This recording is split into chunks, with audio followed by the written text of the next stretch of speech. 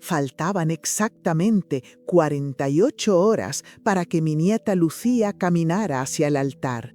Cuando la senté en la cocina, le agarré las manos con fuerza y le dije que nunca, bajo ninguna circunstancia, ni aunque le fuera la vida en ello, le contara a su futura suegra sobre su herencia de 6.800.000 euros. Le advertí, mirándola a los ojos, que esa mujer, doña Cayetana, no era la dama de caridad que aparentaba ser. «Esa mujer huele la sangre, niña. No se lo digas», le supliqué. Gracias a la Virgen del Carmen, mi nieta me obedeció, porque apenas 24 horas después de la boda, cuando el arroz todavía estaba tirado en el atrio de la iglesia, la prestigiosa familia de su esposo apareció en nuestra puerta. Vinieron con un notario de traje caro y un maletín lleno de documentos legales, exigiendo que Lucía firmara una renuncia total a todos los bienes gananciales. Decían, con esa arrogancia de quienes creen que el mundo les pertenece por apellido, que una simple muchachita sin familia ni abolengo no merecía compartir el patrimonio de los Urdaneta. Me miraron a mí, una vieja con vestido negro y manos de fregona, como si fuera un mueble viejo que estorba en el pasillo. Jamás imaginaron, ni en sus peores pesadillas, que mi nieta, esa huerfanita como la llamaban a sus espaldas, era dueña de propiedades en 3 ciudades diferentes de España.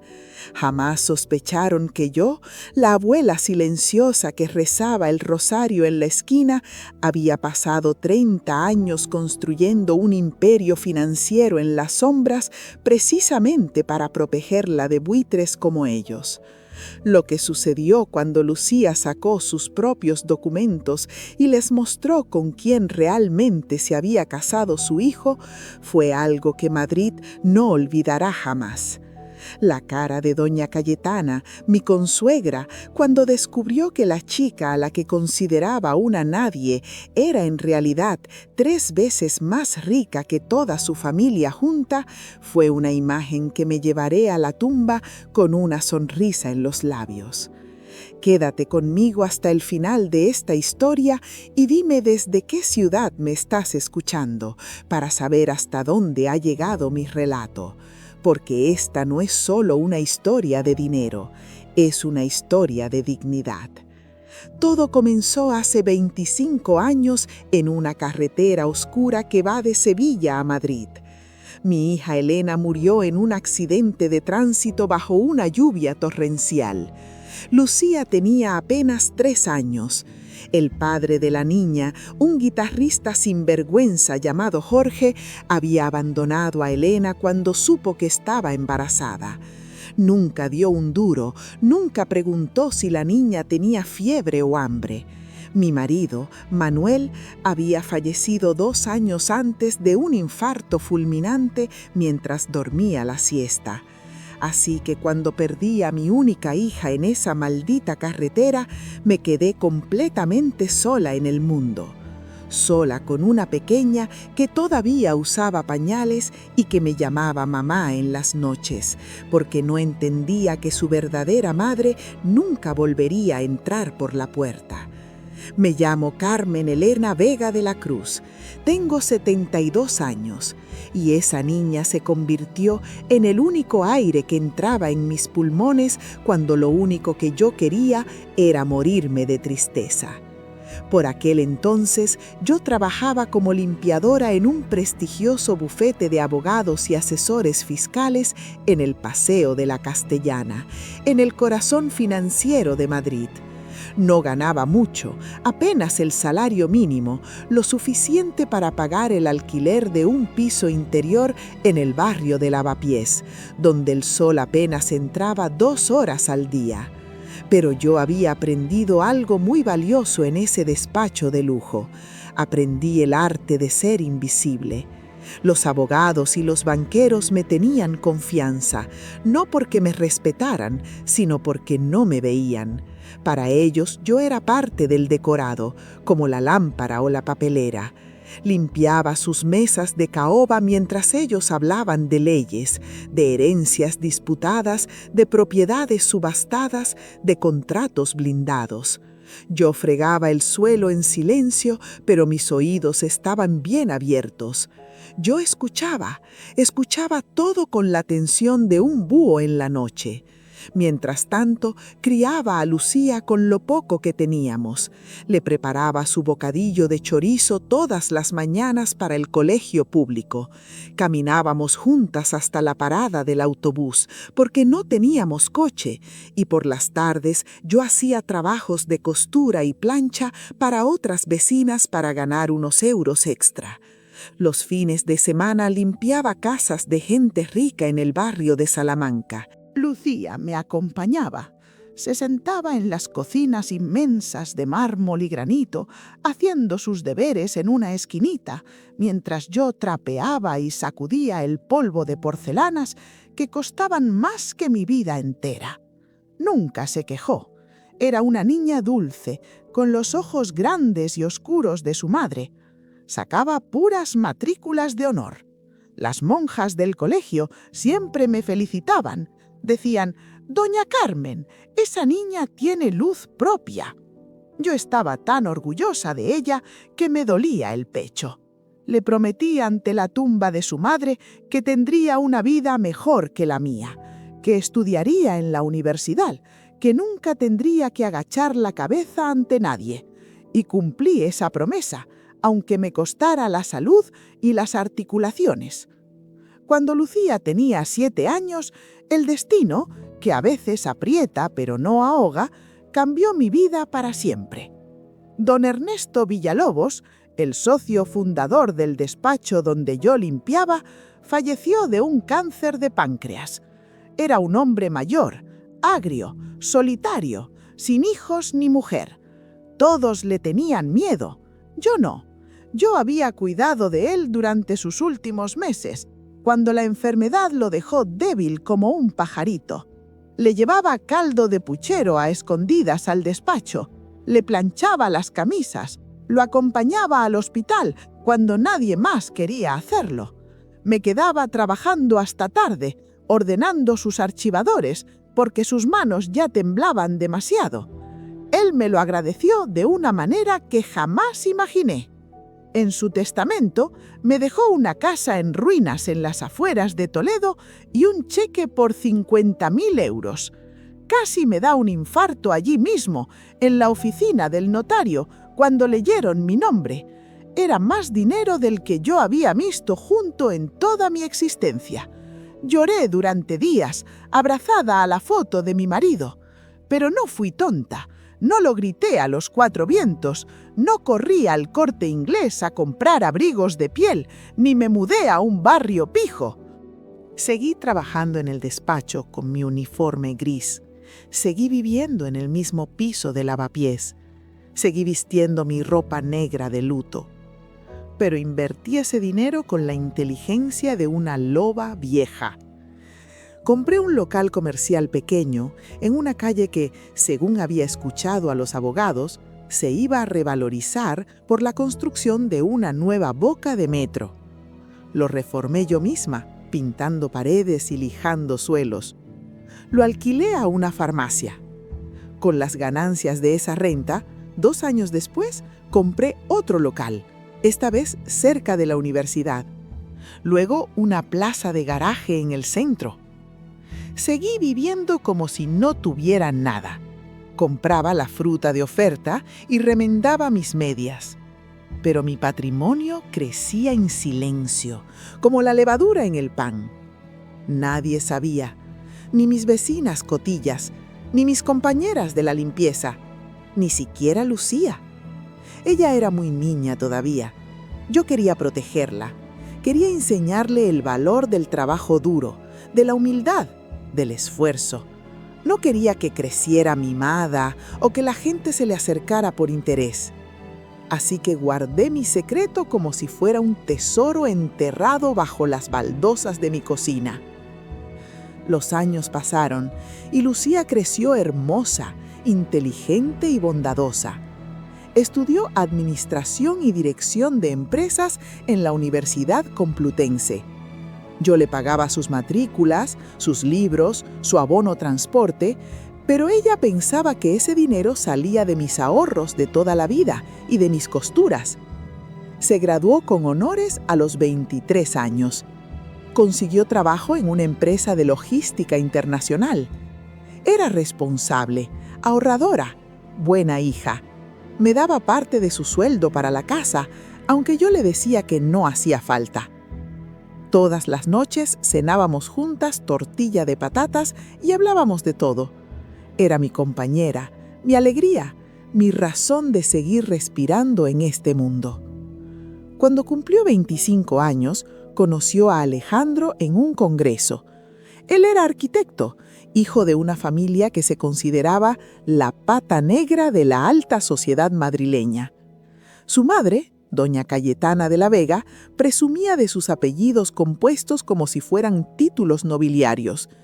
Tenían un chalet enorme en La Moraleja, coches de marca alemana y esa actitud de superioridad que tienen las personas que confunden tener dinero con tener clase. Cuando Alejandro llevó a Lucía por primera vez a su casa para una cena formal, doña Cayetana la recibió con una sonrisa tan fría que hasta yo sentí el escalofrío cuando mi nieta me lo contó. Le hizo un interrogatorio de 3er grado. ¿Quién era su familia? ¿En qué colegio había estudiado? ¿A qué me dedicaba yo? Lucía, inocente y enamorada, respondió con la verdad por delante. Les dijo que yo era limpiadora, que vivíamos en un piso de alquiler en el centro, que su madre había muerto y que su padre se había esfumado. Me contó que la cara de doña Cayetana se transformó en una mueca de asco apenas disimulada, como si hubiera olido leche agria. Pero Alejandro estaba enamorado de verdad, o eso parecía. Era un chico educado, algo blando de carácter, pero respetuoso conmigo.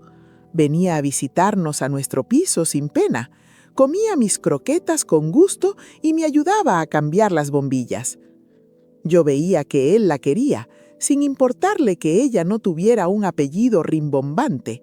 Pero su madre era otra historia. Esa mujer era peligrosa. Cada vez que coincidíamos en algún evento, me trataba con una condescendencia que me hervía la sangre. ¿No te cansas de fregar a tu edad, Carmen?, me preguntaba con falsa dulzura delante de todos. Me ofrecía la ropa vieja de sus hermanas para que vayas decente a misa, decía. Insinuaba que mi nieta había tenido mucha suerte de casar a un partido como su hijo. Yo apretaba el rosario en mi bolsillo y sonreía. Lucía me suplicaba que no hiciera un escándalo, que aguantara por ella. Y yo aguanté. Me quedé callada porque estaba observando, estaba contando, estaba esperando. Mi instinto de vieja me decía que esa mujer escondía algo detrás de tanta perla y tanta laca, y mi instinto nunca me había fallado. Empecé a investigar discretamente a la familia Urdaneta. Usé mis viejos contactos del bufete, hablé con porteros, con gente del banco, y lo que descubrí confirmó mis sospechas. Los Urdaneta eran un gigante con pies de barro. Estaban arruinados, vivían de créditos, de apariencias y de deudas que no podían pagar. Doña Cayetana necesitaba casar a su hijo con urgencia, pero al ver a Lucía, una chica pobre, vio una amenaza a sus planes económicos. Sin embargo, no podía oponerse porque Alejandro amenazó con irse de casa. Así que ideó un plan para asegurarse de que, si esa muerta de hambre entraba en su familia, al menos no se llevara nada cuando la echaran. Faltando un mes para la boda, doña Cayetana organizó una comida en su jardín. Invitó a sus amigas del club de bridge, señoras enjolladas que me miraban como si yo fuera la criada que se había equivocado de mesa. Fue allí, entre canapés de salmón y copas de champán, donde doña Cayetana me llevó aparte, a la cocina del servicio. Cerró la puerta y con una sonrisa que no le llegaba a los ojos, me soltó el veneno. Carmen, querida, dijo, hablemos de mujer a mujer. Entiendo que has hecho lo que has podido con la chica, pero ahora Lucía entrará en nuestro mundo. Hay normas, hay expectativas. Te ofrezco una mensualidad, una pequeña ayuda para que te retires al pueblo y no aparezcas tanto por aquí. No queremos que Lucía se avergüence, ¿me entiendes? Querían comprar mi desaparición, querían borrarme del mapa para moldear a mi nieta a su antojo. Salí de esa cocina temblando de rabia, pero con la cabeza fría. Esa noche senté a Lucía y le conté la verdad. No sobre la maldad de su suegra, eso ella ya lo intuía. Le conté la verdad sobre nosotros. Saqué la caja suerte que tenía escondida en el armario, detrás de las mantas de invierno. Le mostré los títulos de propiedad, le mostré las cuentas de inversión, le mostré que su abuela, la limpiadora, la había convertido en millonaria. Lucía lloró de incredulidad y de amor. Quiso contárselo a Alejandro esa misma noche. No, le dije con firmeza cuando me alcanzó. No todavía, hija mía. ¿Por qué, abuela?, me preguntó. Alejandro me ama. Lo sé, le dije, pero quiero ver hasta dónde llega la maldad de su madre.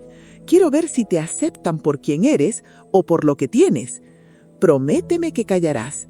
Prométeme que jugarás mi juego hasta después de la boda. Y ella prometió. Y así llegamos al día después de la boda, al domingo en que sonó el timbre y vi por la mirilla la cara de satisfacción de doña Cayetana, acompañada de un notario. Pensaban que venían a desplumar a una paloma.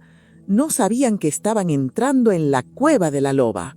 Abrí la puerta y me quedé helada, aunque por dentro mi sangre hervía como el aceite en una sartén. Allí estaban doña Cayetana, con su peinado de peluquería intacto y un traje de chaqueta color marfil que costaba más que todos los muebles de mi casa. Detrás de ella, su marido, don Fernando, mirando al suelo como si buscara una moneda perdida, y su hermana, una mujer seca llamada Estela, que siempre me miraba como si yo fuera contagiosa. Y cerrando la comitiva, un hombre con maletín de cuero y cara de pocos amigos. Doña Cayetana no esperó a que la invitara a pasar. Entró en mi pequeño recibidor empujando el aire con su perfume caro. «Carmen, querida», dijo con esa voz melosa que usan las víboras antes de morder, «espero no interrumpir nada. Hemos venido a haceros una visita de cortesía, ahora que somos familia. Y de paso, a solucionar unos pequeños trámites administrativos que se nos pasaron por alto con la emoción de la boda». Yo me hice a un lado, dejándoles pasar a mi salón. Mi casa es humilde, suelo de terrazo antiguo, paredes con gotelé y muebles que tienen más años que yo. Se sentaron en el sofá con rigidez, como si temieran ensuciarse. El señor del maletín se quedó de pie. «Este es el licenciado Ramírez, nuestro notario de confianza», presentó Cayetana, cruzando las piernas. «Lucía, mi vida, ¿dónde estás? Ven aquí con los mayores». Lucía salió de su habitación. Llevaba unos vaqueros y una camiseta blanca sencilla. Se había lavado la cara y no llevaba ni una gota de maquillaje. Parecía una niña asustada. Yo sabía que era una actuación digna de un Goya, pero ellos se tragaron el anzuelo. «Siéntate, hija», le ordenó Cayetana, dando palmaditas en el sitio vacío a su lado. «Tenemos que hablar de tu futuro». El notario abrió su maletín y sacó un taco de documentos encuadernados con una cinta azul. El sonido del papel sobre mi mesa de camilla sonó como un disparo en el silencio de la tarde. «Verás, Lucía», empezó a explicar Cayetana, tomando la mano de mi nieta entre suyas con una falsedad que me daba náuseas. «Todos sabemos que vuestro matrimonio es por amor, nadie lo duda. Pero Alejandro es un romántico y a veces olvida que pertenece a una dinastía con responsabilidades. Tú eres una chica encantadora, trabajadora, una luchadora, pero seamos realistas, cariño. Vienes de donde vienes». Hizo una pausa dramática, recorriendo con la mirada mi salón, deteniéndose en una grieta de la pared. «Y no tienes patrimonio, no tienes herencia, no tienes respaldo. Y eso está bien, no es culpa tuya. pero es justo y necesario proteger el patrimonio de los Urdaneta. No queremos que las malas lenguas digan que te casaste por interés, ¿verdad? El licenciado Ramírez carraspeó y empujó los papeles hacia Lucía. Es un documento estándar de separación de bienes con efecto retroactivo y renuncia a gananciales, explicó con voz monótona. Básicamente declara que usted entra al matrimonio con patrimonio cero y que en caso de divorcio o viudez renuncia a cualquier reclamación sobre los bienes presentes o futuros de la familia Urdaneta. Me quedé de piedra. No era solo una separación de bienes, era un expolio. Querían dejarla en la calle si algo salía mal. Pero Lucía fingió que le temblaba la voz. ¿Pero Alejandro sabe esto? Oh, por favor, rió Cayetana. Alejandro está en las nubes, pensando en la luna de miel. No le molestemos con burocracia aburrida. Esto es cosa de mujeres, de organizar la casa. Cuando él vuelva, ya estará todo firmado y ni se enterará. Es mejor así, créeme, es por su bien y por el tuyo. Don Fernando, el suegro, habló por primera vez. Su voz era grave, pero carecía de fuerza. Es una formalidad, muchacha. Si no firmas, bueno, la familia podría tener dificultades para apoyaros en el futuro. Alejandro podría perder su puesto en la empresa familiar. No querrías ser un obstáculo para la carrera de tu marido, ¿verdad? Amenazas, veladas, suaves, pero amenazas al fin y al cabo. Estaban acorralando a mi nieta en su propia casa un domingo por la tarde a espaldas de su marido. Miré a doña Cayetana. Sus ojos brillaban con triunfo. Creía que tenían la partida ganada. Creía que tenía delante a dos pobres ignorantes muertas de miedo que firmarían cualquier cosa con tal de no perder el favor de los ricos. ¿Y si no firmo?, preguntó Lucía, bajando la cabeza. «Ay, no nos pongamos dramáticos», intervino la tía Estela con desdén. «Si no firmas, demostrarás que solo te interesa el dinero. Y entonces, bueno, tenemos contactos, niña. Madrid es muy pequeño. Sería una pena que una chica con tu currículum tuviera problemas para encontrar trabajo en el futuro, o que tu abuela tuviera problemas con su pensión. Se pueden mover hilos». Eso fue la gota que colmó los vasos. Amenazarme a mí pase, pero amenazar el futuro de mi niña. Respiré hondo. Me alisé el delantal invisible sobre mi vestido negro. Era el momento. «Licenciado», dije con voz tranquila, tan tranquila que todos se giraron a mirarme sorprendidos de que el mueble hablara. «¿Me permite ver esos papeles un momento? Me gustaría leer la cláusula donde se especifican los bienes que aporta cada cónyuge». Cayetana soltó una risita burlona. «Ay, Carmen, mujer, es lenguaje legal, no lo vas a entender, déjalo estar». «Insisto», dije, extendiendo la mano con autoridad. Mis ojos se clavaron en los del notario. Él, que debía tener más instinto de supervivencia que esa familia de buitres, dudó un segundo, pero me pasó el documento. Me puse mis gafas de lectura, esas que colgaban de una cadenita al cuello. Leí la cláusula tercera. La cónyuge, doña Lucía Contreras Vega, declara bajo juramento no poseer bienes inmuebles, ni cuentas de inversión, ni patrimonio superior a 3.000 euros en el momento de contraer nupcias. Cerré la carpeta despacio. Me quité las gafas. Miré a mi nieta y le hice un gesto casi imperceptible con la cabeza. La señal. Lucía dejó de temblar. Su postura cambió. Se enderezó en la silla, irguió la espalda y esa mirada de niña asustada desapareció para dar paso a la mirada de una mujer de negocios, la misma mirada que yo tenía cuando negociaba con los proveedores del despacho. «Doña Cayetana», dijo Lucía y su voz ya no temblaba. Era firme, clara y fría como el acero. «Me temo que no puedo firmar este documento». «¿Cómo que no puedes?», doña Cayetana frunció el ceño, perdiendo la sonrisa. «No seas estúpida, niña. Firma y acabemos con esto». «No puedo firmarlo porque sería cometer perjurio. El documento contiene información falsa». «¿Qué información falsa?», preguntó el notario, repentinamente alerta. «La que dice que no tengo patrimonio», respondió mi nieta. Cayetana soltó una carcajada estridente. «¿Patrimonio? ¿De qué hablas? ¿De los 4 trapos que tienes en el armario? ¿De los ahorros de tu abuela bajo el colchón? Por favor, Lucía, no hagas el ridículo». Entonces yo me levanté. Caminé hasta mi dormitorio. Se oyó el silencio en la sala. Regresé con una carpeta de cuero negro, vieja y gastada, pero llena de papeles. La puse sobre la mesa, encima del documento del notario. El golpe seco resonó como un mazo de juez. «No son ahorros bajo el colchón, Cayetana». Abrí la carpeta. «Lucía, haz los honores».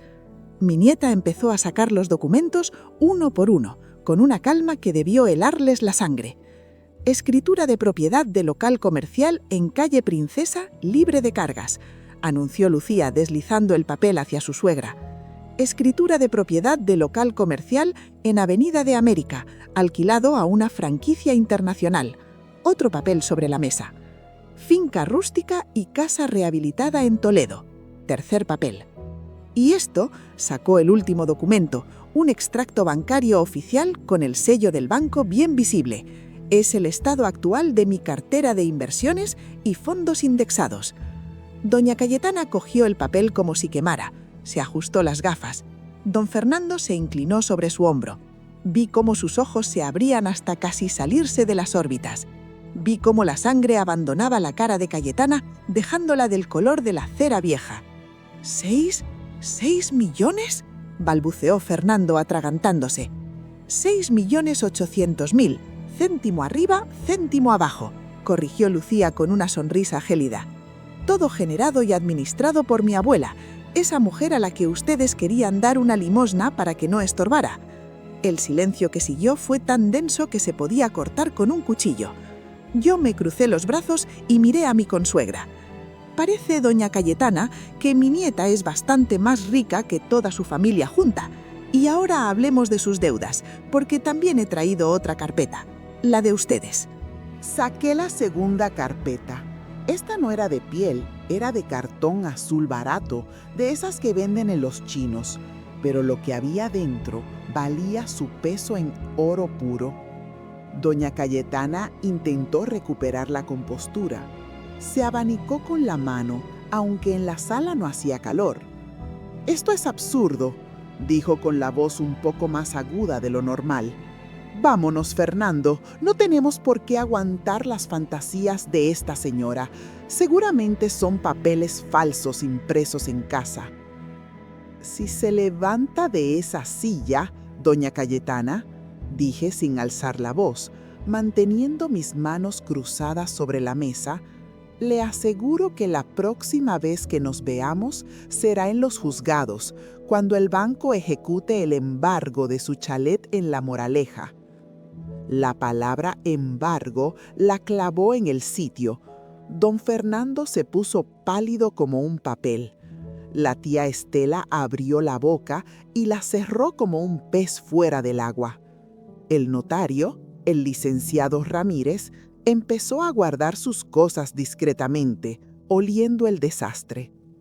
«¿De qué estás hablando, vieja loca?», escupió Cayetana, perdiendo por fin esa máscara de dama de la caridad. Abrí la carpeta azul. «Hablo de la realidad, consuegra.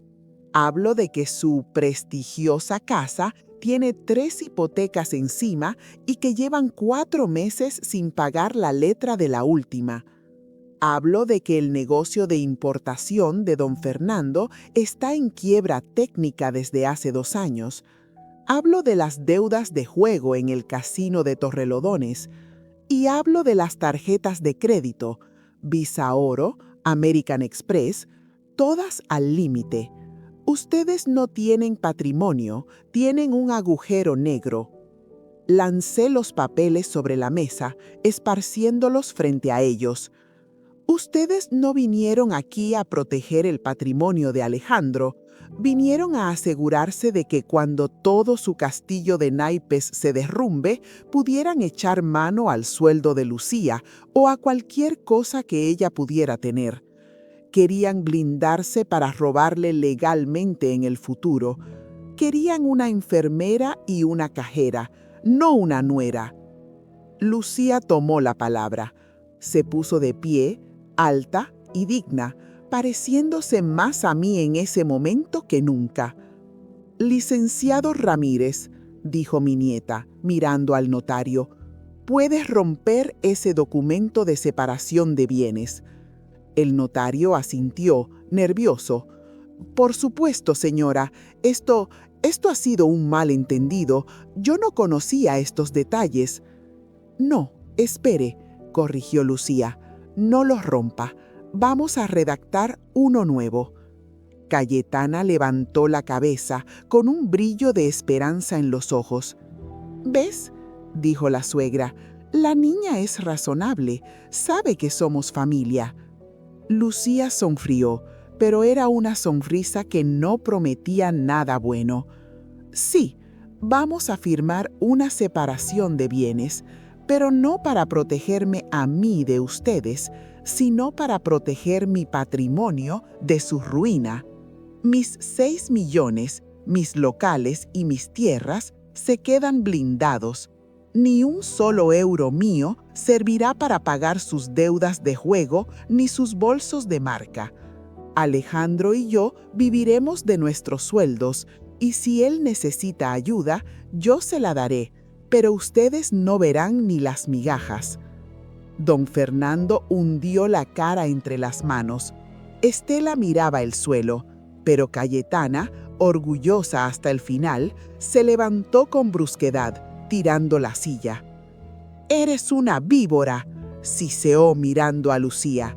«Engañaste a mi hijo, te hiciste pasar por una mosquita muerta». «No, doña Cayetana», intervine yo, levantándome también. «Ella nunca mintió.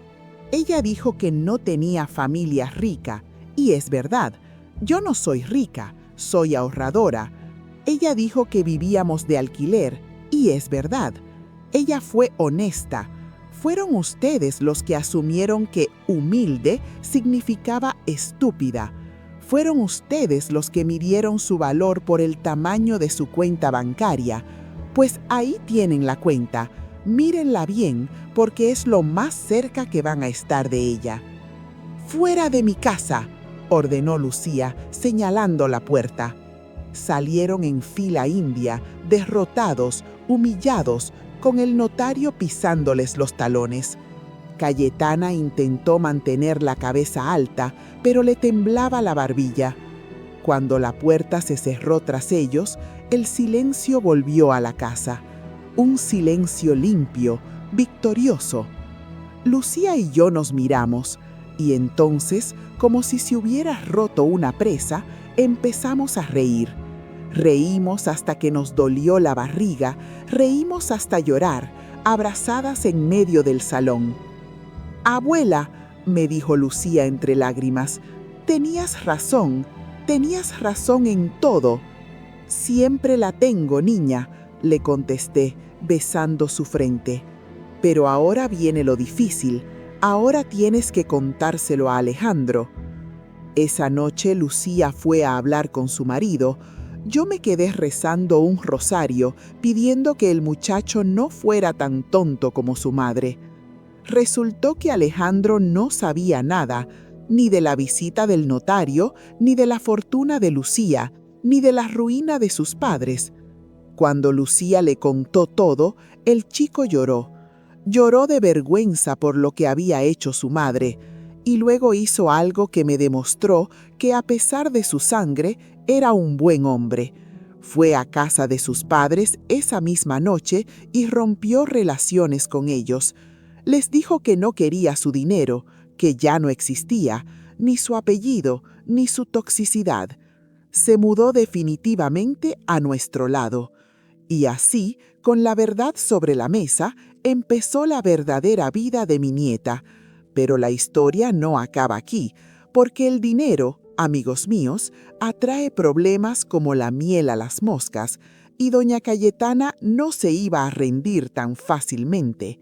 Los meses siguientes fueron una lección de humildad que el destino, con su peculiar sentido del humor, tenía preparada para todos.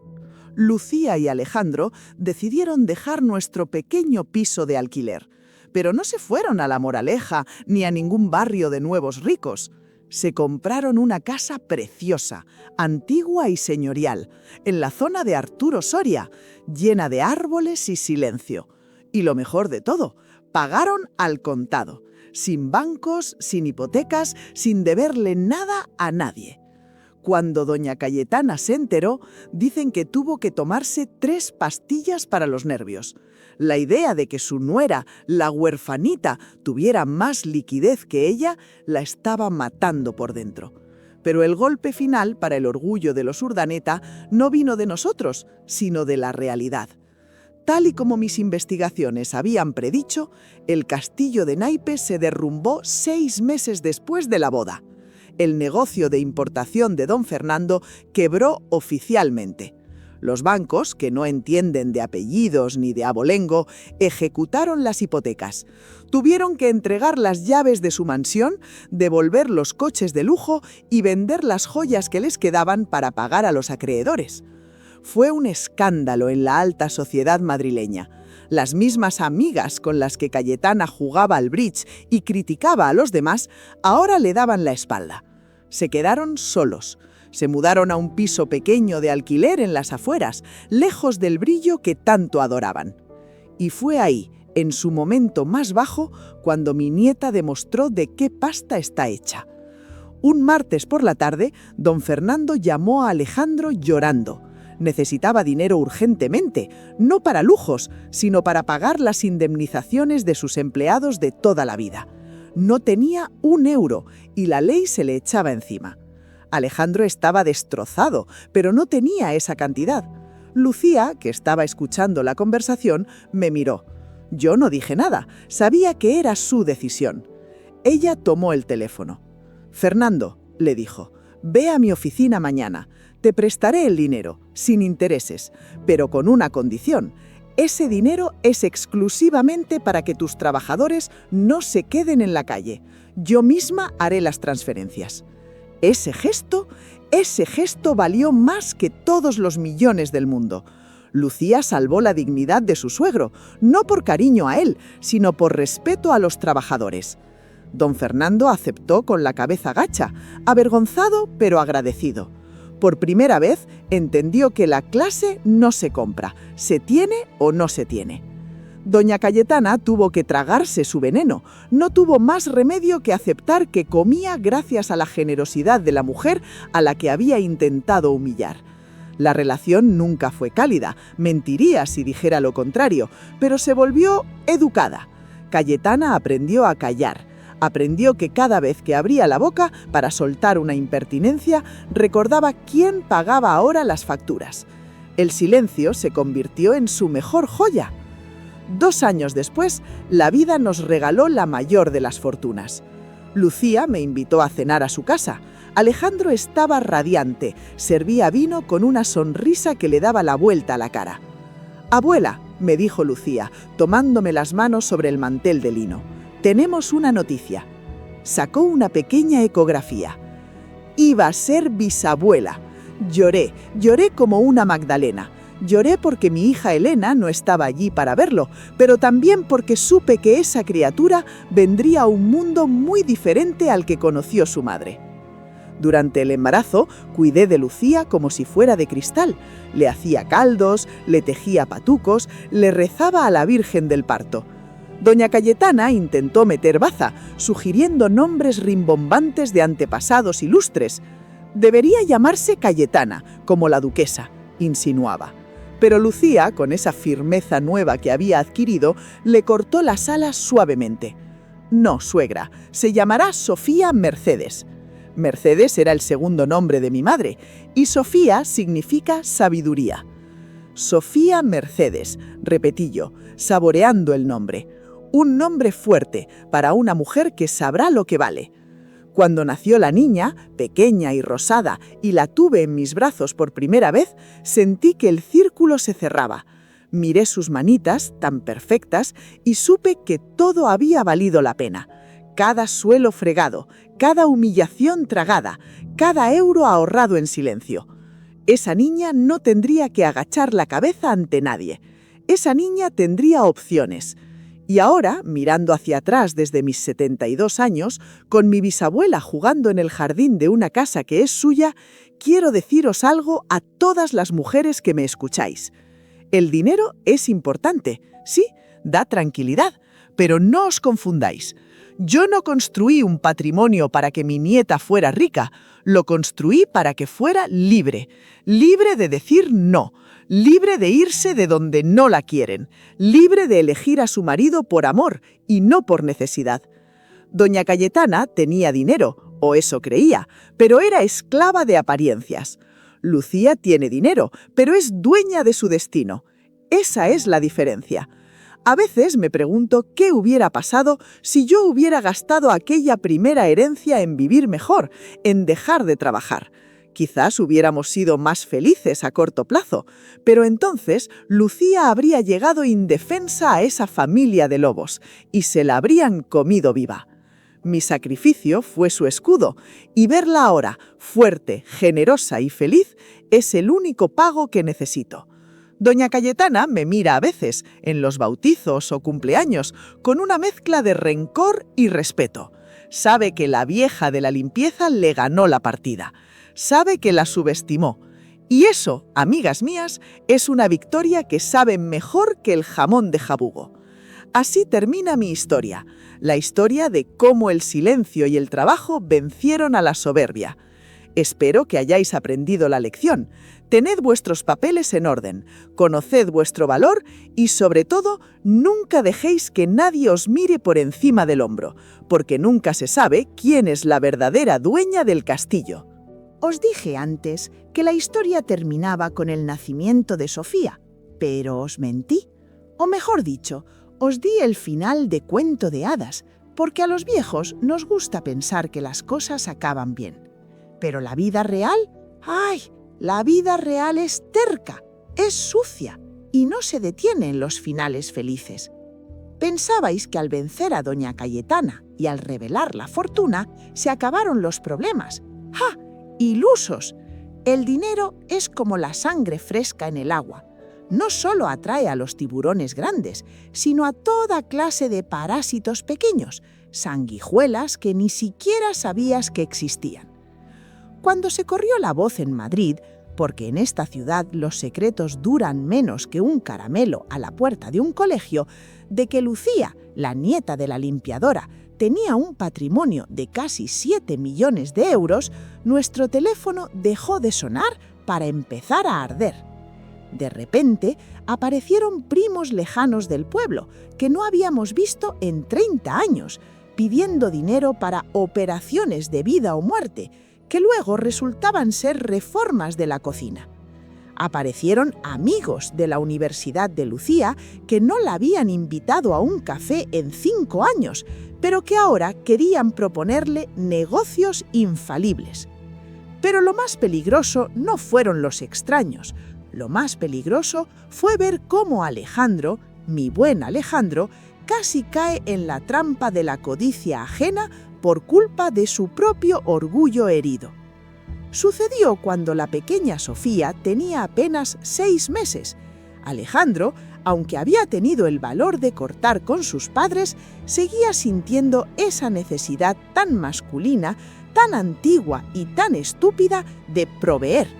Se sentía pequeño al lado de Lucía, se sentía el marido consorte, y los lobos huelen la inseguridad masculina a kilómetros de distancia.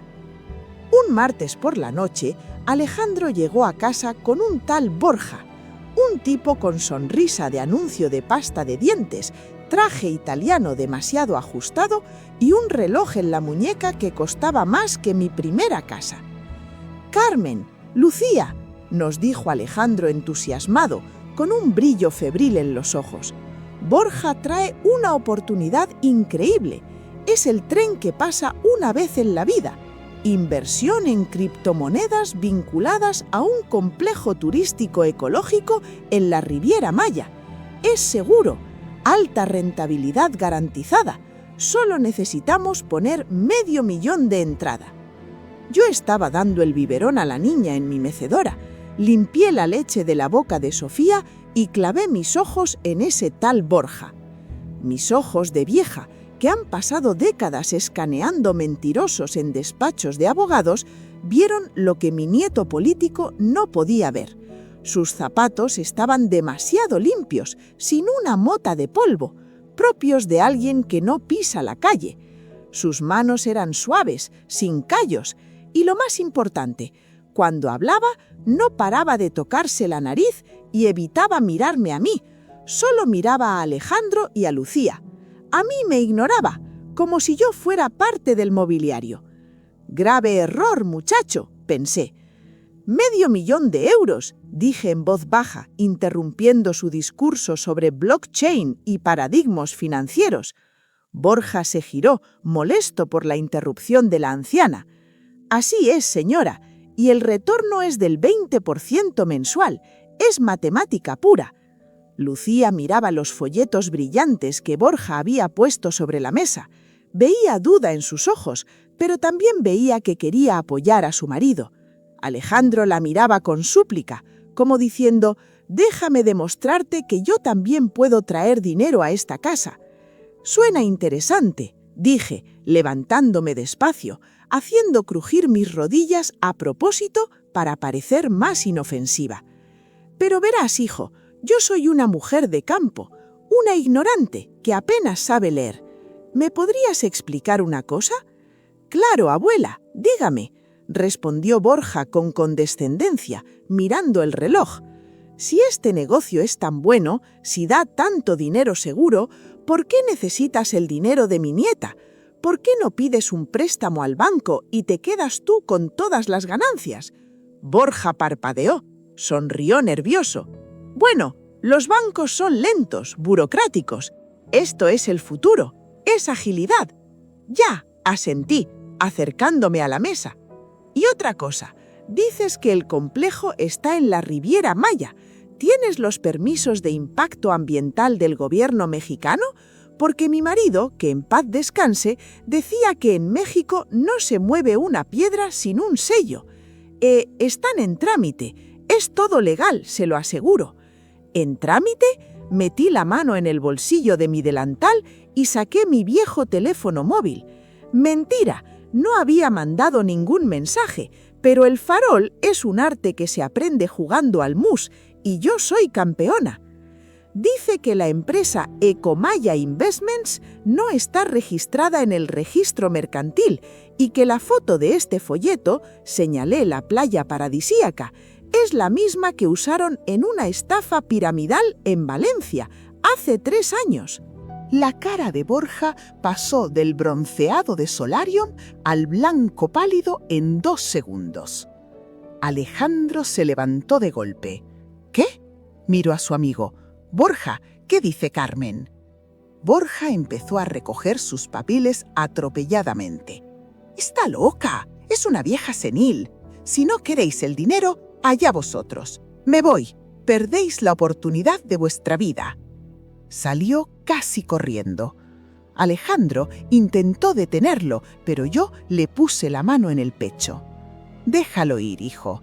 Si lo persigues, te darás cuenta de que no tiene ni dónde caerse muerto. Ese reloj es falso. Lo vi en cuanto entró. El segundero saltaba en lugar de deslizarse». Se hizo un silencio espeso en el salón. Alejandro se dejó caer en el sofá, hundiendo la cabeza entre las manos. Estaba rojo de vergüenza. «Soy un idiota», murmuró. «Solo quería aportar algo. Quería que no pensarais que soy un mantenido. Lucía pagó la casa. Lucía salvó a mi padre. ¿Y yo qué hago?». Lucía se sentó a su lado y le abrazó. Pero fui yo quien habló. «Alejandro, mírame», le ordené con severidad. «Eres más tonto que Abundio si piensas que tu valor en esta casa se mide en euros». Me senté frente a él. «Ese tipo, Borja, te olió. Olió tu miedo. Olió tu necesidad de sentirte hombre, según esas reglas antiguas y estúpidas. El dinero de Lucía no es para que tú te sientas pequeño, es para que todos estemos seguros. Tú eres arquitecto, eres un padre maravilloso para Sofía. Eres un hombre honesto que rompió con su propia familia tóxica para defender a su mujer. ¿Crees que €500.000 vale más que eso?». Alejandro levantó la vista con los ojos húmedos. «Pero Carmen, tú construiste un imperio. Tú sabes lo que importa el dinero. No, golpeé la mesa. Yo construí un muro para que el viento no nos llevara. El dinero es cemento, nada más, no es el hogar. El hogar eres tú, es Lucía, es esa niña que duerme ahí. Si hubieras dado ese dinero a ese sinvergüenza, habrías perdido el cemento, pero peor aún, te habrías perdido el respeto a ti mismo. Nadie da duros a 4 pesetas, muchacho. Apréndetelo. Aquella noche, Alejandro maduró 10 años de golpe. Entendió que su masculinidad no dependía de su cuenta bancaria, sino de su integridad. Y entendió también que en esta casa la abuela Carmen no dormía nunca, o al menos dormía con un ojo abierto. Pero amigos míos, si pensáis que Borja fue el único problema, os equivocáis, porque donde hay luz, hay sombra, y mi pasado, ese que yo creía enterrado con el viejo don Ernesto Villalobos, decidió llamar a mi puerta de la manera más inesperada. Un mes después del incidente con Borja, recibí una carta, no un correo electrónico, ni un WhatsApp, una carta de papel, con un sello antiguo y una caligrafía que reconocí al instante, aunque hacía 20 años que no la veía. El remitente no tenía nombre, solo una inicial, E. Pero don Ernesto estaba muerto. Yo lo vi en el ataúd, yo le cerré los ojos. Mis manos temblaron al abrir el sobre. Dentro solo había una frase. Carmen, sé lo que hiciste con la cuenta de Suiza y creo que ha llegado el momento de hablar. El corazón se me paró en el pecho. Lucía sabía de los locales, sabía de las inversiones, pero había una sola cosa que yo jamás le había contado a nadie, ni a mi marido, ni al cura en confesión. El origen de aquel primer bonus extra que me permitió multiplicar la herencia. Un secreto que podría mandarme a la cárcel a mis 72 años y destruir todo lo que había construido para mi nieta. Guardé la carta en mi sujetador, pegada a la piel, sintiendo cómo el papel quemaba más que un hierro al rojo vivo. Miré a Lucía jugando con la niña, ajena a todo. ¿Pasa algo, abuela? ¿Te has puesto pálida?, me preguntó. Nada, hija, mentí, forzando una sonrisa. Un ardor de estómago.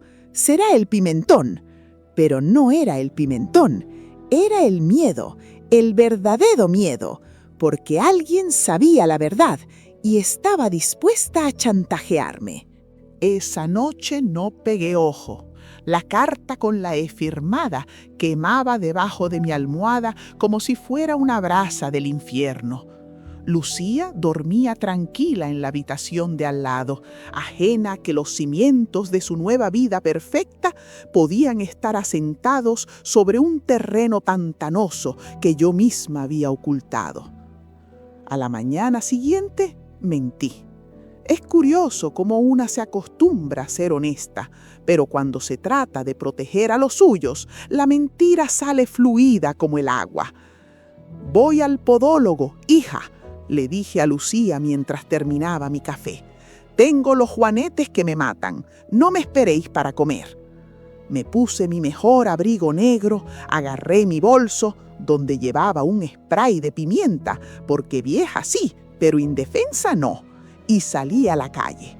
La cita, escrita en el reverso de la carta con una letra temblorosa, era en el Café Gijón, en el Paseo de Recoletos, a las 11 de la mañana. Mientras el taxi cruzaba Madrid, mi mente viajó 20 años atrás, a aquella cuenta en Suiza. No, yo no robé nada, no soy una ladrona, pero don Ernesto, en sus últimos días, me dio algo más que dinero. Me dio una llave y una serie de números. Carmen, me dijo con voz agónica, mis socios son unos buitres. Si muero, se quedarán con todo lo que hay en Suiza. Sácalo, muévelo, que no vean un céntimo. Y yo obedecí. Moví ese dinero, lo mezclé, lo lavé, lo invertí. Legalmente caminé por una línea tan fina que si hubiera estornudado, habría acabado en la cárcel. Ese dinero fue la semilla del imperio de Lucía. Nadie lo sabía, o eso creía yo. Llegué al Café Gijón 5 minutos antes. El local olía a café tostado y a historia antigua. Me senté en una mesa del fondo, de espaldas a la pared, controlando la puerta. Pedí un agua con gas. Mis manos sobre el mármol de la mesa no temblaban. Si iba a caer, caería de pie. A las 11 en punto, la campanilla de la puerta sonó. Entró un hombre. No era un fantasma, era de carne y hueso, aunque parecía consumido por la vida. Llevaba una gabardina gastada y caminaba arrastrando una pierna. Tenía el pelo gris y ralo, pero reconocí esos ojos acuosos al instante. Eduardo Villalobos, el sobrino desheredado de don Ernesto, la oveja negra, el drogadicto que había desaparecido en los años 90 tras robarle las joyas a su propia madre. Se sentó frente a mí sin pedir permiso. Olía a tabaco rancio y alcohol barato, aunque era por la mañana. «Carmen», dijo sonriendo con unos dientes amarillentos, «sigues igual de estirada. Parece que los años no pasan por ti, ni por tu cuenta bancaria». «Eduardo», respondí seca, «pensé que habías muerto en alguna cuneta de Tailandia». «Hierba mala nunca muere, ¿no dicen eso?», pidió un brandy al camarero. «He vuelto, Carmen, y he visto las noticias. He visto a tu nieta. ¡Qué chica tan próspera! 6 millones de euros. Vaya, vaya. Tu tío Ernesto fue generoso contigo, demasiado generoso. Tu tío me dejó lo que quiso dejarme. Todo está legalizado». Mentí, manteniendo la mirada. Eduardo soltó una risita desagradable. Se inclinó sobre la mesa, bajando la voz. «No me tomes por idiota. Sé que la herencia oficial fue una casa en Toledo y 50.000 euros, pero 6 millones, eso no sale de alquilar un local, Carmen. Eso sale de la cuenta número 14 en el VS de Suiza. Esa cuenta que desapareció misteriosamente 2 días después del funeral». Sentí un frío glacial en el estómago. Lo sabía. «¿Qué quieres, Eduardo?» «Justicia», dijo, bebiéndose el brandy de un trago. «O lo que yo considero justicia. Ese dinero era de mi familia, era mío por sangre. Tú eras la criada, te llevaste lo que me pertenecía. Tú se lo hubieras metido por la nariz en un fin de semana», espeté con asco. «Tu tío lo sabía, por eso te borró del testamento». «Puede ser», se encogió los hombros, «pero la agencia tributaria no entiende de moralidad, Carmen. Entiende de evasión de capitales y de apropiación indebida. Tengo documentos, copias de los faxes que mandaste del despacho. Si voy a la policía, tu querida nieta, esa santa inmaculada, verá su fortuna congelada. Y tu abuelita, bueno, tu abuelita pasará sus últimos años en la cárcel de mujeres de Alcalá Meco». Ahí estaba, el chantaje, puro y duro. «¿Canto?», pregunté. No tenía sentido negar la evidencia. «Quiero 2 millones», dijo, como quien pide la hora. «En efectivo o en criptomonedas, ahora que están de moda. 1 semana. O Lucía sabrá que su imperio está construido sobre un robo». Salí del café con el corazón galopando. El aire de la calle me golpeó la cara, pero no me refrescó. Eduardo tenía razón en una cosa. Estaba desesperado. Y yo tenía un problema que no podía solucionar con una escoba y un cubo de agua. Necesitaba ayuda. pero no podía pedírsela a Lucía. Si ella sabía el origen turbio de parte del dinero, su integridad la obligaría a entregarlo todo o a denunciarme. Ella era demasiado honesta. No, necesitaba a alguien que supiera moverse en el fango. Saqué mi teléfono, busqué un número que no había marcado en años. «Dígame», respondió una voz grave al otro lado. «Licenciado Martínez, soy Carmen Vega. Sí, la de la limpieza. Necesito cobrar aquel favor que le hice cuando encubrí su aventura con la secretaria en 2005. Sí, es grave. Tenemos que vernos». Eduardo Villalobos no sabía con quién se había metido. Él tenía faxes viejos.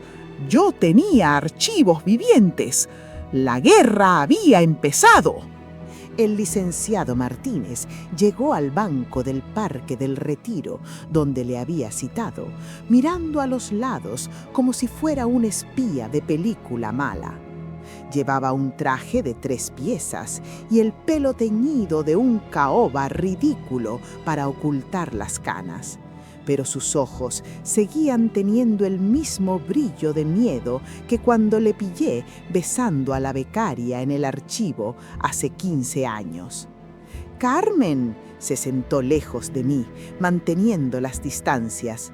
«Me has asustado por teléfono. ¿Qué es eso tan grave?» No me anduve con rodeos. Saqué una foto que le había hecho a Eduardo con mi móvil en el café, porque una vieja sabe usar la tecnología cuando le conviene, y se la puso en la rodilla. El sobrino de don Ernesto ha vuelto y quiere 2 millones de euros, o va a cantar la Traviata sobre la cuenta de Zúrich. Martínez se puso lívido. Se aflojó la corbata como si de repente le apretara. «Mierda, pensé que ese desgraciado había muerto de sobredosis. Carmen, si habla». «Si habla, yo caigo», le interrumpí. «Pero tú vienes conmigo, porque ¿quién firmó las autorizaciones de transferencia en blanco que yo encontré en la papelera?» «Fuiste tú, querido. Eras joven, descuidado y estabas demasiado ocupado mirando faldas. Si la policía investiga el rastro del dinero, tu firma está en los documentos originales». Era un farol a medias. Su firma estaba, sí, pero falsificada por mí. Sin embargo, él no lo recordaba con seguridad. La duda era mi mejor arma. «¿Me estás chantajeando tú a mí ahora?», preguntó ofendido. «No, te estoy reclutando. Necesito que me ayudes a neutralizar a Eduardo, legalmente o como sea». Martínez suspiró, pasándose la mano por la cara. Su mente de abogado tiburón empezó a trabajar. Pagarle es un error. El chantajista nunca se sacia. Si le das 2 millones, en un año volverá a por 4. Tenemos que desacreditarlo o asustarlo tanto que prefiera huir otra vez. ¿Qué pruebas tiene? Dice que tiene faxes, copias de las órdenes bancarias. Papel mojado, desestimó Martínez. Son fotocopias, sin valor judicial, si no aparecen los originales. El problema no es el juez, Carmen. El problema es el escándalo. Si filtra eso a la prensa, Hacienda os investigará hasta el color de la ropa interior. Bloquearán las cuentas de Lucía preventivamente. Arruinarán su reputación. Asentí. Eso era lo que yo temía. El dinero se recupera, el honor no. Entonces, ¿qué hacemos? Martínez me miró y por primera vez en años vi respeto en sus ojos. Necesitamos una trampa. Citaremos a Eduardo para el pago. Le haremos creer que has cedido, pero no le daremos dinero. Le daremos algo que le haga callar para siempre. Carmen, ¿recuerdas por qué don Ernesto desheredó realmente a Eduardo? No fue solo por robar joyas. Fue por las drogas, dije yo. No, Eso fue la versión oficial. Martínez bajó la voz. Fue porque Eduardo utilizaba las cuentas de la empresa para blanquear dinero de unos narcos gallegos en el 98. Don Ernesto lo descubrió y lo tapó para salvar el nombre del bufete, pero guardó las pruebas. Un dossier rojo. Mis ojos se abrieron como platos. «El dossier rojo», murmuré. Recordaba ese dossier. Don Ernesto me hizo jurar que lo quemaría el día de su muerte. Yo le dije que sí, pero yo soy Carmen Vega y yo no quemo nada que me pueda servir en el futuro. Ese dossier no estaba en cenizas. Estaba en el doble fondo de mi baúl de costura, debajo de los patrones de ganchillo, junto con mi vestido de novia. «¿Existe todavía?», preguntó Martínez, adivinando mi silencio. «Puede ser», sonreí levemente. «Si tienes ese dossier, Carmen, tenemos a Eduardo cogido por el cuello. Esos delitos no prescriben tan fácil cuando hay sangre de por medio. Si esos narcos se enteran de que Eduardo sigue vivo y de que fue él quien se quedó con una parte del envío perdido, no hará falta la policía. Él mismo querrá desaparecer». El plan era arriesgado. Era jugar con fuego, con narcos y con chantajistas. Pero miré a los patos del estanque del Retiro, nadando tranquilos, y pensé en mi bisnieta Sofía. Nadie, absolutamente nadie, iba a tocar el futuro de esa niña. «Prepara la reunión, Martínez», dije levantándome. «Dile a Eduardo que acepto. Quedaremos en el almacén de uno de los locales de Lucía, el de 4 Caminos, que está vacío por reformas. Será de noche. Carmen, ten cuidado, es un hombre desesperado, y yo soy una abuela cabreada. No sé qué es peor». Volví a casa con el corazón latiendo fuerte, pero con la cabeza clara. Esa tarde, mientras Lucía trabajaba, saqué el viejo baúl. El olor a naftalina inundó la habitación. Aparté las sábanas de hilo, los manteles bordados, y allí estaba la carpeta roja, el seguro de vida de mi nieta. La abrí. Dentro había fotos, extractos bancarios y nombres que daban miedo solo de leerlos. Eduardo no era solo un yonki, había sido un peón en un juego muy peligroso, y ahora yo iba a usar su pasado para aplastarlo. Pero cometí un error de principiante. Estaba tan concentrada revisando los papeles en la mesa de la cocina que no oí la llave en la cerradura. «Abuela», la voz de Lucía sonó a mi espalda.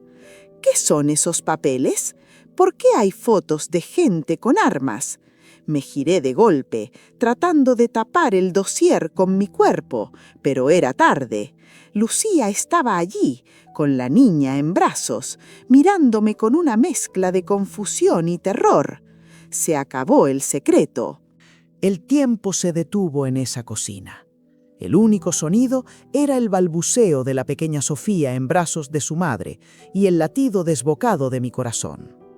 Lucía dejó a la niña en su trona, con una suavidad que contrastaba con la dureza de su mirada. Se acercó a la mesa y cogió una de las fotos del dossier. Era una imagen granulada de los años 90. Eduardo Villalobos estrechando la mano de un hombre con cara de pocos amigos en un puerto de carga en Vigo. «Abuela», dijo Lucía, y su voz no tenía el tono dulce de siempre. Tenía el filo de un cuchillo. «¿Por qué tienes documentos sobre narcotráfico en la mesa donde desayunamos? Y no me mientas, estoy harta de secretos». Me dejé caer en la silla, sintiendo el peso de mis 72 años caer de golpe sobre mis hombros. Ya no podía huir.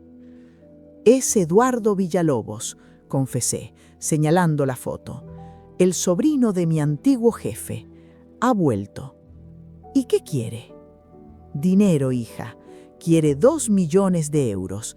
Dice que la herencia que recibimos no fue del todo limpia. Amenaza con ir a la policía y decir que robé ese dinero de una cuenta en Suiza. Lucía palideció, pero no gritó, no se echó las manos a la cabeza. Se quedó quieta, procesando la información como la ejecutiva que era. ¿Es verdad?, preguntó mirándome a los ojos. ¿Lo robaste? Tragué saliva. Era el momento de la verdad, o al menos de una verdad que ella pudiera digerir. Yo no robé nada que don Ernesto no quisiera que tuvieras, dije firmemente. Él me dio las llaves, él quería que tú tuvieras un futuro, no que ese drogadicto se lo gastara en polvo blanco. Hice lo que tenía que hacer para protegerte, y lo volvería a hacer 1000 veces. Lucía cerró los ojos un momento, suspiró, luego miró el dossier rojo. ¿Y esto? Esto es nuestro seguro de vida. Son las pruebas de los verdaderos crímenes de Eduardo. Pruebas que demuestran que blanqueaba dinero para los narcos. Si esto sale a la luz, sus antiguos socios lo buscarán. Y créeme, los narcos gallegos no perdonan. Pensé que Lucía se enfadaría. Pensé que me diría que fuera la policía, que entregara el dinero, que me entregara yo. Pero subestimé mi propia obra. Yo había criado a una leona, no a una oveja. Lucía cogió el dossier y empezó a leer. Pasaba las páginas rápido, entendiendo las implicaciones legales y criminales. «Me estás diciendo», dijo ella, «que este hombre te está chantajeando, amenazando con destruir nuestra vida, nuestra reputación y el futuro de mi hija?» «Sí.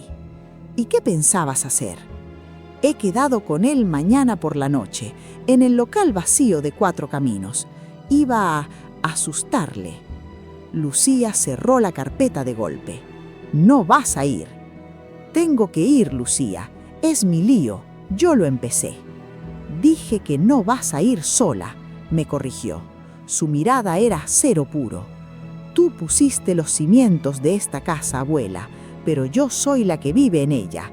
Si alguien amenaza a mi familia, me amenaza a mí. Iremos juntas». «No», me levanté asustada. «Es peligroso. Es un criminal». «Es un yonki desesperado, abuela. Tú lo dijiste. Y nosotras somos 2 mujeres inteligentes con un dossier nuclear en las manos. Además, miró a su hija que jugaba con un sonajero. Alejandro no sabrá nada. Él es demasiado noble. Querría llamar a la policía y eso nos expondría. Esto lo arreglamos nosotras. Sangre de mi sangre». Me quedé mirándola, atónita y orgullosa a partes iguales. Ahí estaba, la verdadera heredera. No del dinero, sino del carácter. Llamamos al licenciado Martínez. Cuando le dije que Lucía vendría, casi le da un infarto, pero al final accedió a acompañarnos y quedarse en el coche por si acaso. La noche siguiente dejamos a Sofía con Alejandro, diciéndole que teníamos una reunión de la comunidad de propietarios urgente por una derrama del edificio antiguo. Él, bendito sea, nos creyó. Llegamos al local de 4 Caminos a las 10 de la noche. Estaba oscuro, olía a polvo y a obra. Las persianas metálicas estaban bajadas, solo entraba un hilo de luz de las farolas. Eduardo ya estaba allí, sentado sobre un saco de cemento fumando. Se levantó al vernos entrar. «Vaya, vaya», rió al ver a Lucía. «La princesita millonaria también ha venido. ¿Traes mi dinero, preciosa?» Yo me adelanté, protegiendo a Lucía con mi cuerpo. «Traemos algo mejor que dinero, Eduardo», dije, sacando la carpeta roja de mi bolso. «Traemos tu esquela». Eduardo frunció el ceño. «¿Qué es eso?» «¿Te suenan los nombres Cito y Laureano?», preguntó Lucía, dando un paso al frente. Su voz resonó en el local vacío con una autoridad que me puso la piel de gallina. «Tenemos los extractos bancarios del 98, las transferencias que desviaste. Sabemos que te quedaste con $500,000 de pesetas de aquella operación fallida. La cara de Eduardo cambió. El chulo de barrio desapareció y vi el miedo real en sus ojos. Eso es mentira. Esos papeles deberían estar quemados. Mi tío lo prometió. Tu tío mintió y yo guardo todo. Lucía se acercó a él, valiente, temeraria. Tienes 2 opciones, Eduardo. Opción A, sigues con tu chantaje. Nosotras vamos a la policía por la evasión fiscal, pagamos la multa y seguimos con nuestra vida. Pero antes enviamos una copia de esta carpeta a ciertos contactos en Galicia que, según tengo entendido, tienen muy mala memoria para las deudas y muy buena memoria para las caras. Hizo una pausa dramática. Opción B, te vas, ahora mismo, sales de España y no vuelves nunca, y te damos 10.000 euros en efectivo para el billete de avión. Tómalo como una beca de viaje. Eduardo miraba la carpeta, luego a Lucía, luego a mí. Sudaba, sabía que estaba perdido, sabía que Hacienda te mete en la cárcel, pero los narcos te meten bajo tierra. Sois unas brujas, masculló, las 2. Somos supervivientes, respondió Lucía. ¿Qué eliges? Eduardo escupió al suelo. Dadme el dinero. Le lancé un envolto con los 10.000 euros, que me dolió en el alma dar, pero era necesario. Él lo cogió, nos miró con odio una última vez y salió corriendo hacia la oscuridad de la noche madrileña. Cuando el ruido de sus pasos desapareció, Lucía se apoyó en la pared y empezó a temblar. La adrenalina bajaba. La abracé fuerte. Ya está mi niña, ya pasó. Abuela, susurró ella contra mi hombro, recuérdame que nunca te cabree. Reímos nerviosas en la oscuridad. Habíamos ganado otra batalla, pero la vida, que es caprichosa, nos tenía reservada una última sorpresa. No una amenaza, sino una despedida, porque los secretos del pasado pesan y mi corazón, aunque fuerte, ya estaba muy cansado. Eduardo cumplió su palabra. O quizás fue el miedo el que la cumplió por él. Nunca más volvimos a ver su sombra alargada ni a oler su tabaco rancio. Desapareció como el humo, llevándose sus amenazas y dejándonos, por fin, respirar en paz. Alejandro nunca preguntó qué pasó realmente aquella noche. Vio a su mujer y a su abuela volver a casa pálidas, con las manos manchadas de polvo de aquel almacén, pero con la mirada brillante de quien ha sobrevivido a un naufragio. Nos preparó una manzanilla caliente, nos besó en la frente y se fue a dormir. Esa es la clase de hombre que es, uno que sabe cuándo preguntar y, sobre todo, cuándo callar y confiar. Los años siguientes pasaron volando, como las hojas del calendario que arranca el viento de noviembre. La vida, cuando no tienes que luchar cada día por sobrevivir, tiene un ritmo diferente, más dulce. Lucía consolidó su patrimonio. No se volvió una de esas ricas ociosas que salen en las revistas. Al contrario, trabajó más duro. Creó una fundación para ayudar a mujeres solas, madres solteras como lo fue la suya, como lo fui yo. Decía que el dinero era energía y que si no circulaba, se pudría. Y yo empecé a notar que mi viejo motor empezaba a fallar. No fue nada dramático, simplemente un día me costó más subir las escaleras. Otro día olvidé dónde había dejado las gafas, aunque las llevaba puestas.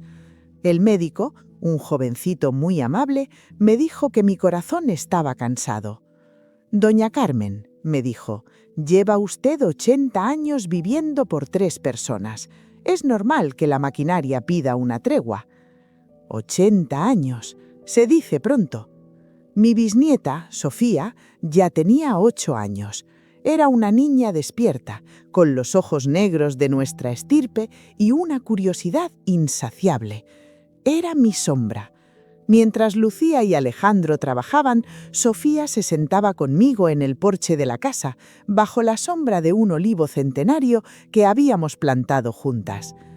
«Bisabuela», me preguntó una tarde, mientras yo le enseñaba a hacer ganchillo, «¿por qué tienes las manos tan duras? Las de mamá son suaves». Sonreí, acariciando su pelo. «Porque mis manos fueron el escudo de tu mamá, hija, y los escudos tienen que ser duros para que no pasen las flechas». Sofía no entendió del todo, pero me abrazó. «Cuando sea mayor, quiero tener las manos como tú», dijo, «para defenderte a ti». Se me llenaron los ojos de lágrimas. En ese momento supe que mi trabajo estaba hecho. El legado no eran los millones de euros, ni los locales, ni las cuentas en Suiza o Panamá. El legado era eso, la lealtad, la fuerza, el saber que la familia es una fortaleza que se defiende con uñas y dientes. Una noche llamé a Lucía a mi habitación. Yo ya pasaba mucho tiempo en cama. Mis piernas se hinchaban y me cansaba hablar. Lucía se sentó a mi lado, preocupada. «¿Necesitas algo, abuela? ¿Llamo al médico?» «No, hija, siéntate. Necesito darte la última lección». Ella me cogió la mano. Sus manos ya no eran de niña asustada, eran manos de mujer segura. «Lucía», le dije con voz débil, «pronto me iré a reunirme con tu madre y con el abuelo Manuel. No me mires así, es ley de vida y yo ya he vivido bastante. He vivido lo suficiente para ver caer a mis enemigos y ver prosperar a mi sangre. No se puede pedir más». «No digas eso, abuela, estás fuerte». «Estoy lista», que es diferente. «Pero antes de irme, quiero que me prometas una cosa más. Lo que sea». «El dinero», empecé a tomar aire. «El dinero es un buen siervo, pero un mal amo. Hasta ahora lo has usado bien, pero ten cuidado con Sofía. No le des todo hecho, que no le pase como a los Urdaneta, que sepa lo que cuesta ganar 1 euro, que sepa fregar un suelo si hace falta, porque la dignidad no está en no mancharse las manos, sino en saber limpiarlas después». Lucía asintió, llorando en silencio. «Lo haré, abuela. La educaré como tú me educaste a mí. Y una cosa más», sonreí con picardía. «Doña Cayetana, ¿qué pasa con ella? Cuando yo me muera, invítala al funeral y siéntala en primera fila, que vea que me voy como una reina rodeada del amor que ella nunca supo ganarse. Será mi última victoria». Lucía soltó una carcajada entre lágrimas. «Genio y figura hasta la sepultura, abuela». Esa noche dormí tranquila. Soñé con el campo de mi infancia en Andalucía. Soñé con el olor a azahar y con mi marido Manuel esperándome en un banco al sol. No tenía miedo. Había dejado todo en orden. Las cuentas claras, los secretos enterrados o destruidos y, lo más importante, había dejado a 2 mujeres fuertes, Lucía y Sofía, listas para comerse el mundo. Mi historia se estaba acabando, pero la de ellas apenas comenzaba. Y eso, queridos amigos, es la única inmortalidad a la que aspiramos las abuelas. Me fui un martes de abril, justo cuando los naranjos de Sevilla hubieran estado en flor. Me fui en mi cama, tranquila, escuchando la respiración de mi nieta y sintiendo el calor de mi bisnieta en la mano. Dicen que morir da miedo, pero cuando has vivido con la guardia alta durante 70 años, cerrar los ojos es simplemente el descanso del guerrero. Mi funeral, tal y como le pedí a Lucía, no fue un evento triste, fue una declaración de principios. La iglesia estaba llena a rebosar. No solo había gente importante del mundo de los negocios de Lucía, sino que estaban mis vecinas de lavapiés, el frutero que me guardaba las manzanas buenas, el conserje del bufete donde limpié durante décadas. Y allí, en primera fila, tal y como prometió mi nieta, estaba doña Cayetana. Me contaron después que iba vestida de negro riguroso, intentando mantener su pose altiva, pero algo había cambiado. Se veía pequeña, rodeada de tanta gente que me quería de verdad, de tantas flores enviadas por agradecimiento y no por compromiso. La gran dama de la sociedad se dio cuenta de que ella, en su mansión alquilada y con su soledad, era la verdadera pobre de la historia. Lucía no lloró en el atril, se paró frente al micrófono, alta, digna, con mis pendientes de perlas puestos. «Mi abuela», dijo con voz clara, «no me dejó solo una fortuna. Eso se gasta. Mi abuela me dejó una columna vertebral de acero. Me enseñó que el silencio es un arma, que la humildad es un disfraz y que la dignidad no se negocia. Hoy enterramos a Carmen Vega, la limpiadora, pero el mundo despide a una reina». Cuando bajó, Alejandro la abrazó y vi, o quiero creer que vi desde donde estuviera, a la pequeña Sofía mirar a su abuela Cayetana y luego a su madre, y en ese gesto vi que la niña ya sabía en qué bando estaba. Han pasado 5 años desde ese día. Si pasáis hoy por la casa de Arturo Solia, veréis que el olivo del jardín ha crecido. Bajo su sombra, una adolescente llamada Sofía lee libros de economía y también de poesía. Lucía sigue dirigiendo su empresa y su fundación. Siguen viviendo bien, muy bien, pero nadie diría que son millonarias. No hacen ostentación, no lo necesitan. Los locales siguen alquilados. La Casa de Toledo se convirtió en un refugio para mujeres maltratadas que necesitan empezar de cero, tal y como yo lo hice. Ese es mi verdadero monumento. No una lápida de mármol frío, sino el calor de un hogar para quien no lo tiene. ¿Y doña Cayetana? Bueno, la vida es circular. Terminó viviendo en una residencia de ancianos. Una buena, que paga Lucía, porque mi nieta tiene más clase en el dedo meñique que su suegra en todo el cuerpo. Lucía la visita una vez al mes, con Sofía, no por cariño, sino por caridad. Y dicen que la vieja Cayetana se pasa el día contando a las enfermeras que su nuera es una mujer importantísima, intentando robar un poco de ese brillo que tanto despreció. ¡Qué ironía!, ¿verdad?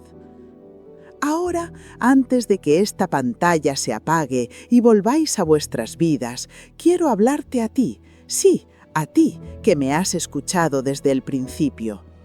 Me da igual si estás en Ciudad de México, en Buenos Aires, en Bogotá, en Madrid o en un pueblo perdido de la montaña. Quiero que me dejes un comentario diciendo desde dónde has seguido mi historia para saber hasta dónde ha llegado la voz de esta vieja limpiadora. Y quiero dejarte un último consejo, de abuela a mujer o a hombre, que también los hay sabios. Nunca permitas que nadie te mida por tu bolsillo, por tu apellido o por tu ropa. La gente como los Urdaneta abundan, gente vacía que necesita hacerte sentir pequeña para sentirse grande. No les creas. Tú construye en silencio, trabaja, ahorra, edúcate, sé la dueña de tus secretos. No hace falta tener 6 millones de euros para ser rica. La riqueza es poder dormir tranquila por las noches. La riqueza es saber que mañana el mundo se cae a pedazos, tú tienes la fuerza para levantarlo otra vez. Yo fui Carmen Elena Vega, fui invisible para muchos, fui una nadie, pero fui la arquitecta de mi propio destino y del de mi estirpe. Y si yo pude hacerlo fregando suelos y tragando orgullo, tú también puedes. Cuida tus olivos, riega tus raíces y, sobre todo, nunca subestimes el poder de una mujer que sabe callar, observar y esperar su momento. Hasta siempre, amigas mías. Que la Virgen del Carmen os proteja y que la vida os dé la revancha que merecéis.